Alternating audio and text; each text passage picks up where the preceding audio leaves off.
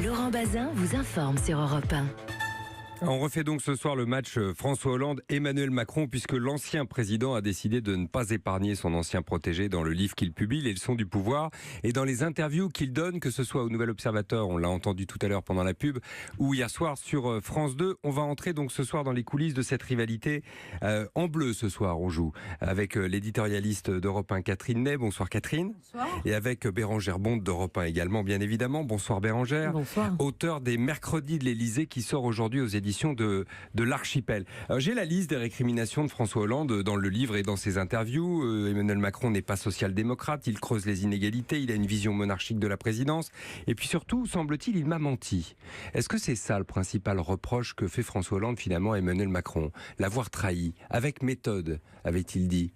Oui, enfin, on peut dire que... Non, mais Emmanuel Macron a été assez près du chef pour mesurer qu'il ne serait jamais réélu à la fin de son quinquennat. Donc, lui s'est préparé en se disant, je ferai exactement le contraire de ce qu'a fait François Hollande. Alors, est-ce qu'il allait lui annoncer, mais vous savez, je lance mon mouvement En Marche, mais c'est parce que je me présenterai à l'élection présidentielle? Il ne lui a pas dit comme ça, non, ça c'est vrai. Il lui a même dit le contraire. Il lui a même envoyé un SMS pour lui dire non, c'est pas du tout ça. Il n'a même pas été très courageux de ne pas lui dire qu'il allait démissionner à la fin du mois d'août. Moi, je me souviens, il l'avait rencontré, il allait le faire le lendemain, il lui a pas dit face à face. Donc, ça n'a pas été non plus très courageux de la part de... C'est toujours très courageux, Catherine, la politique? Non, mais disons que Emmanuel Macron, qui est un jeune homme audacieux, aurait pu dire, oui, j'y vais carrément. Bon, mais en fait, sa décision a été prise là où il a été courageux, Emmanuel Macron, parce qu'il prenait un gros risque. Il a quitté le ministère des Finances, où il y avait quand même des facilités de logistique pour partir tout seul, sans avec 2 ou 3 députés. Il a lancé des jeunes qui ont été ses missi dominici à travers la France. C'était un pari énorme. Et donc, il est parti parce que ça correspondait peut-être à un besoin. Et surtout, on savait très bien que 80% des Français ne souhaitaient pas que François Hollande se représente. Donc, il s'est dit, après tout, c'était son audace, et son audace a payé. Et comme dit François Hollande, et en plus, il a de la chance. Mais dans les récriminations de François Hollande, parce qu'on l'entend bien, c'est vis-à-vis d'Emmanuel Macron, c'est à Emmanuel Macron qu'il a réservé ses flèches les plus acérées dans ce livre. Il faut lire quoi? De la jalousie, de l'orgueil blessé, une blessure peut-être plus intime? C'était son protégé? Mais je pense qu'il était son protégé, à la fois qu'il le fascinait, et il le dit bien dans son livre. Il voyait que dans le fond c'était un jeune homme qui était trop impétueux, qui prenait ses désirs pour des réalités, qui croyait qu'il suffisait de son charme pour obtenir des résultats au Parlement. D'ailleurs, ça a joué. Et donc il s'est dit, il n'est pas mûr. Donc dans le fond, il s'est trompé lui-même un peu sur Macron. Je crois qu'il s'en veut à lui-même d'abord. Oui. Il a le goût du secret, Bérangère Bonte, Emmanuel Macron. On peut dire ça, mais après tout, cela dit, tous les présidents l'ont eu et l'ont revendiqué au début de leur mandat. François Hollande semble-t-il un peu moins que les autres. Mais François Hollande, si en tout cas, je m'en tiens à ce qu'il pouvait dire en Conseil des ministres et dans son équipe en permanence, il avait cette requête de secret, sauf qu'il passait son temps à parler à tout le monde et que c'était. Michel Sapin m'a raconté une scène au Conseil des ministres où il reproche, comme beaucoup d'autres présidents, les fuites permanentes dans le canard enchaîné, etc. Et puis François Hollande leur dit, on sait tous, on a tous ce coup de fil du dimanche soir du canard enchaîné, etc. Et Michel Sapin lui répond en conseil, dans cet univers feutré là, non, le dimanche soir c'est toi, nous c'est le samedi. Et on comprend que tous les dimanches soirs, François Hollande alimente lui-même ce coup de la fil page 2 du canard enchaîné. Direct du canard enchaîné. Ça en dit long sur cette envie de secret. Ce qu'Emmanuel Macron n'a pas du tout comme relation avec les Jusqu'à journalistes. Preuve du contraire, pour l'instant, vous avez qu'à regarder la page 2 du canard, toujours la même, elle est quand même beaucoup moins fournie d'échos. Ça ne veut pas dire qu'il n'y a pas de fuite. Emmanuel Macron s'en plaint régulièrement quand même, mais manifestement, il n'a pas du tout le même rapport avec la presse. Oui, puis alors François Hollande s'était vanté dans le livre de Karim Rissouli de manipuler les journalistes. Et il disait même les plus grands. Et comment j'en leur en ai inspiré des éditos. Et je l'ai manipulé. Il s'en vantait lui-même. C'est-à-dire, il pensait que, d'abord, étant un bon analyste, et moi je pense qu'il est un journaliste raté. Dans le fond, il aurait voulu être journaliste. C'est ce qu'il est. Qui est devenu président. Oui, il est devenu président. Mais enfin bref, ce qu'il aimait, c'est le commentaire. C'est un commentaire. C'est comme un commentateur, François Hollande. Et donc, ce qu'il adorait, c'est la présence des journalistes, discuter avec eux. Il adorait qu'on lui passe des coups de fil. Il était quand même de tous les les présidents de la République, celui qui est le plus joignable. Et il continue. Tout le monde avait son téléphone portable. Et il répondait. Moi-même, je l'ai pas appelé souvent, mais ça m'est arrivé de l'appeler. Et je l'avais en direct, vous voyez. Et ça, franchement, c'était pas possible avec Nicolas Sarkozy. Mais aujourd'hui, par exemple, Emmanuel Macron, vous avez son portable ? Non, pas du tout. Donc vous ne pouvez pas l'appeler en direct. Mais je cherche pas. C'est rendu injoignable d'une certaine manière. Non, mais je l'ai jamais eu. Non. Ouais. C'est un des reproches que lui fait François Hollande, c'est d'avoir pris de l'altitude d'ailleurs. Royaliste, monarchiste, c'est ce qu'il écrit dans son livre. Non, mais vous croyez que les journalistes avaient le portable, d'ailleurs je ne sais pas s'il y en avait à l'époque de Valéry Giscard d'Estaing, vous croyez qu'on appelait Jacques Chirac avec un portable? Il n'y en avait pas, mais c'était pas possible. Nicolas Sarkozy, oui. Nicolas Sarkozy, certains l'appelaient, oui. Bérangère Bonte, est-ce que l'organisation du Conseil des ministres sous Emmanuel Macron porte la marque de le sceau de ce secret assumé, revendiqué? Écoutez, dans les mots, je vous dis, le message... Est-ce que les portables, par exemple, accèdent au Conseil des ministres? Alors ça, manifestement, il a réussi à les faire interdire. Il y a des casiers à l'entrée, dans le salon des aides de camp, juste à côté du salon des ambassadeurs. François Hollande avait tenté la même chose avec Manuel Valls. Ça a duré 2 conseils, et puis lui-même a repris son portable. François Hollande a repris son portable lui-même. Sous Emmanuel Macron... il semblerait que seuls les secrétaires généraux et leur portable pourraient rester joignables, mais Emmanuel Macron lui-même joue le jeu et ça change quand même pas mal les choses, d'autant que c'est des conseils qui sont beaucoup plus longs, donc je veux dire, c'est pas resté... Oui, il dure 3 heures, voilà. Alors qu'avant c'était 1h30. Pourquoi ils sont plus longs d'ailleurs? Alors parce qu'il y a une part de débat qui commence à ressembler à du débat, semble-t-il. Mais un vrai débat?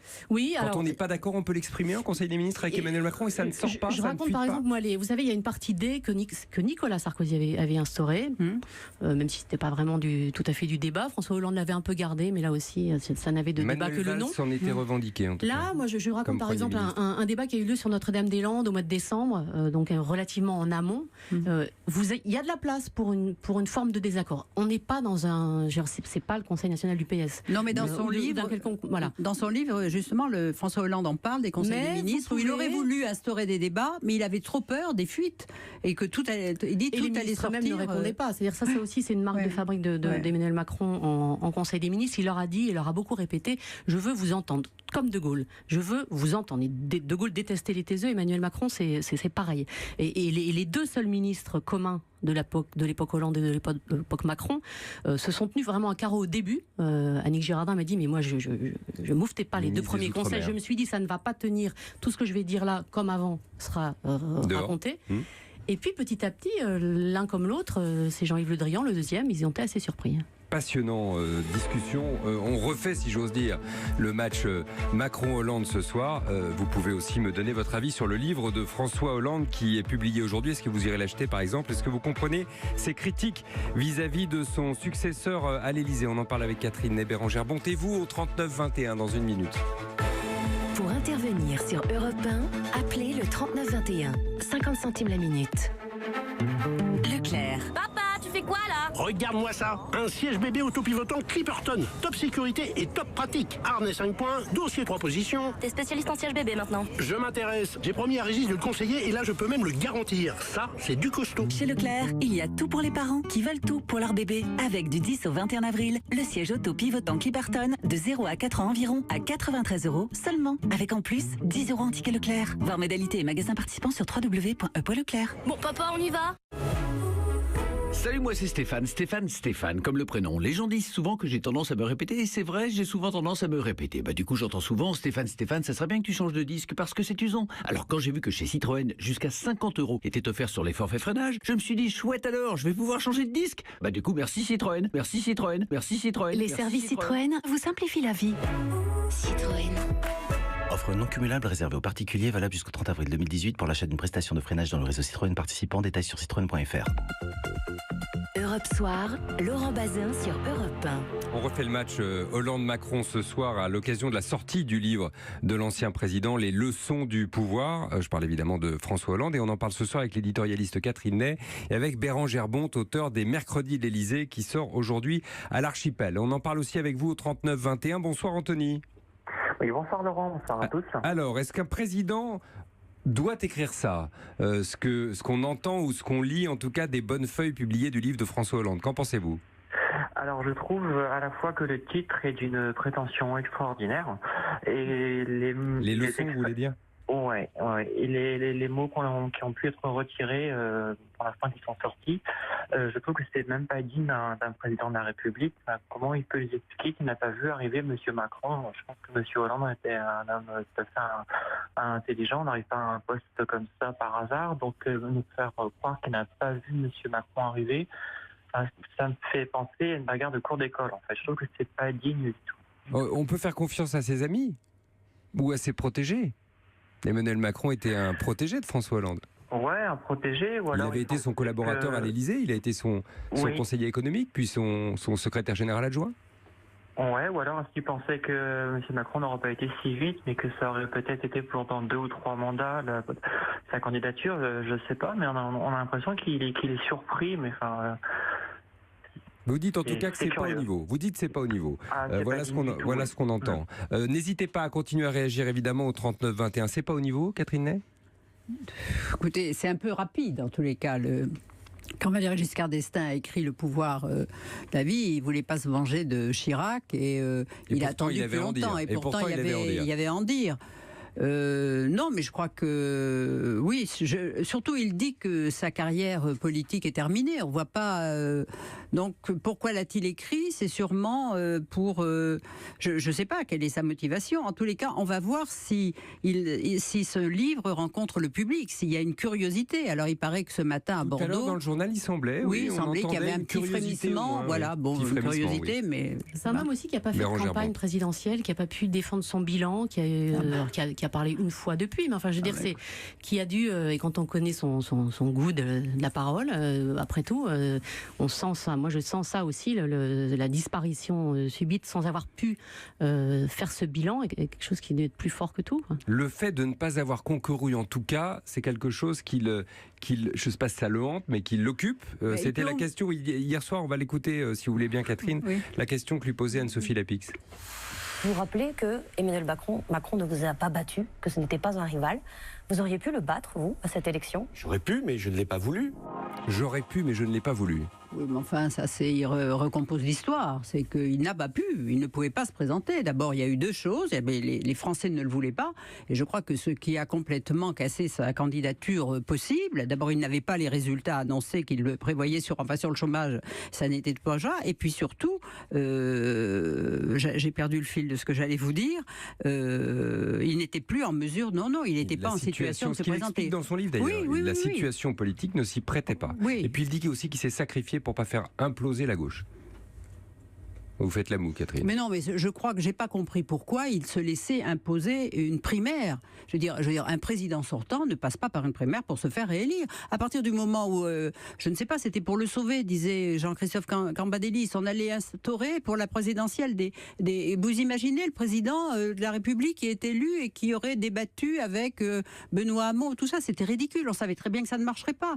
Et je crois aussi de s'être laissé imposer cette primaire, c'était ridicule. Et puis il y a eu le livre, de David et l'homme, qui lui ont beaucoup nui, puisque Manuel Valls disait j'ai honte de ce livre.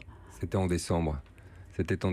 Ou en novembre, pardon, la sortie du livre, et en décembre, la décision du président de ne pas se représenter. En Conseil des ministres est une période qui est très très froide. Manuel Valls, à qui le président donne la parole traditionnellement en ouverture après son propos liminaire, Manuel Valls ne répond plus.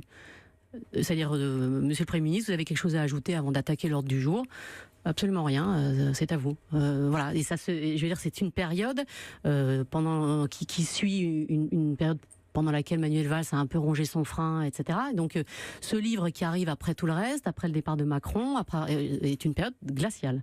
Mais c'est déjà arrivé, ça? Vous avez, dans d'autres moments de l'histoire des conseils des ministres, des moments de tension à ce point entre le Premier ministre et le président? Il y en a dans toutes les périodes. Je pense notamment à la fin, juste avant la démission de Jacques Chirac en 1976, sous Valéry Giscard d'Estaing, qui se termine par un conseil, lui aussi, pour le coup, vraiment glacial, où d'ailleurs, Jacques Chirac demande et obtient le droit de venir en conseil sans le président pour régler ses comptes et leur dire qu'il va s'en aller. Et puis il y a un conseil interminable où on sait qu'à la fin il va annoncer sa démission. Et là, pour le coup, à l'inverse, c'est Valéry Giscard d'Estaing qui prend tout son temps, qui déroule l'ordre du jour, qui développe tout ce qu'il peut et qui finit par donner la parole à Jacques Chirac. Dans le genre glacial, c'est pas mal. Ouais. Catherine Ney, un dernier mot. Est-ce que le fait que ça ne filtre pas ce qui se passe autour du pouvoir aujourd'hui est lié à la personnalité de ceux qui composent ce pouvoir? Est-ce qu'Emmanuel Macron a bien choisi ses hommes et ses femmes? Ce qui est très nouveau dans la période Macron, c'est que pour la première fois, il a un Premier ministre qui ne songe pas à le remplacer dans 5 ans à l'Élysée. Édouard Philippe est un apatride, il n'est plus chez les Républicains, il n'est pas En Marche, et il agit un peu comme un directeur un patron, oui, il est un patron qui est un directeur général qui applique la politique du président, et est très heureux de le faire. Et ce qui est aussi très nouveau, c'est que les ministres principaux, dont la plupart viennent de la société civile, ne rêvent pas de remplacer Édouard Philippe dans 5 ans. Et ils sont là en mission, ils repartiront au bout de 5 ans, donc c'est quand même un gouvernement où il y a un minimum de couacs. Et d'ailleurs, il y a très très peu de fuites. C'est quand même un des gouvernements où il y a le moins de fuites, et y compris au Parlement où il n'y a pas de fondeur, où il y a une majorité macroniste qui soutient le président Macron tout le temps. Catherine Ney, merci d'avoir été avec nous ce soir. Merci Bérangère Bont, auteur des Mercredis de l'Élysée, qui sort aujourd'hui chez l'Archipel. Petit tweet d'Isabelle Céline. Ce soir, ça décoiffe la parole très libre de femmes journalistes. Que du bonheur.